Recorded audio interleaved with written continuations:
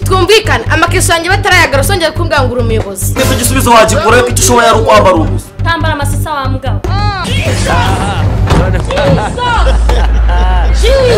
N'umurahagira ko abaturage babaye. Banza barangije amazi. Ibintu birasubirwa murebe izisaku bari nye wa mbere kwageze. Birababaje.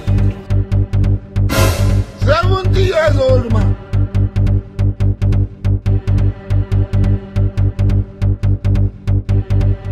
Think say they wise.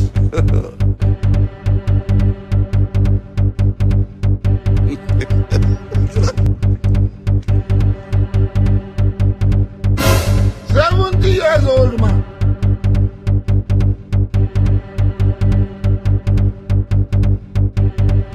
Think say they wise.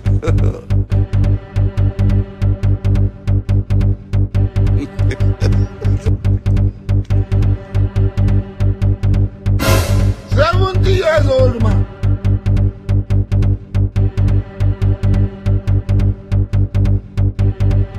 Think say they wise.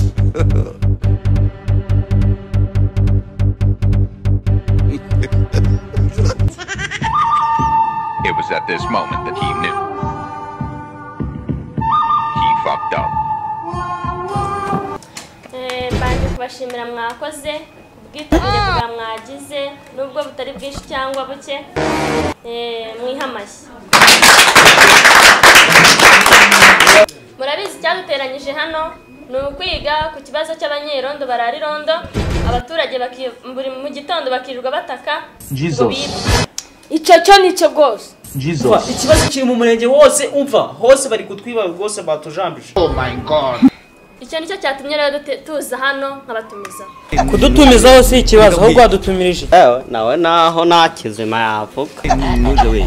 Reka mbwira. Akagitifu kameze neza. Iko muaremba. Akaruka.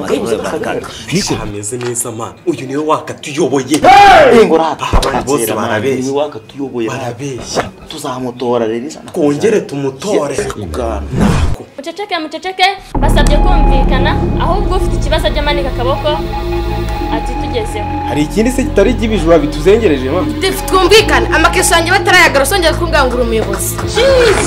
Zakoretse tubone umukiriya cyangwa tuzimusubiza. Ako kantu ni kabi. Wigize ko batatunye ko bari mu nzu ibyo wabipoma. Hano urumva bitakaze mama.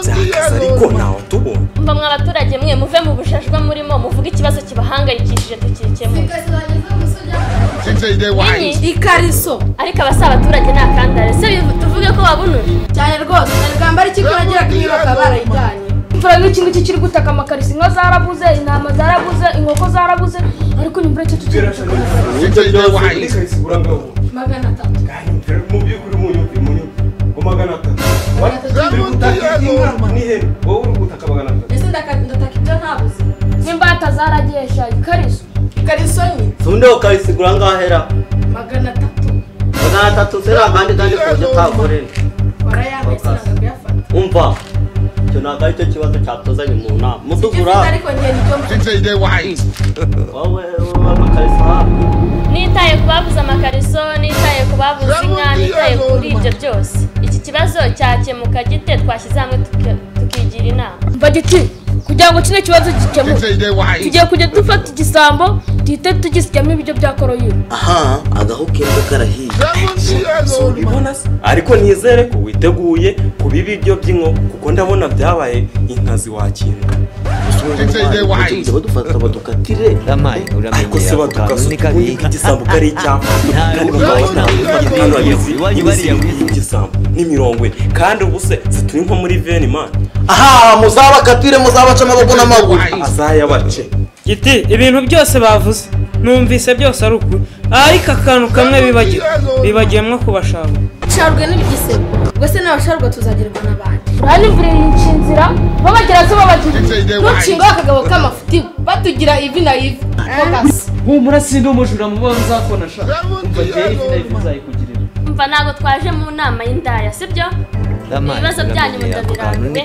Ndanagiye. Ese gisubizo wagikora ko icushoboye ari kwambara ubusa. Kambara amasasa wa mugabo.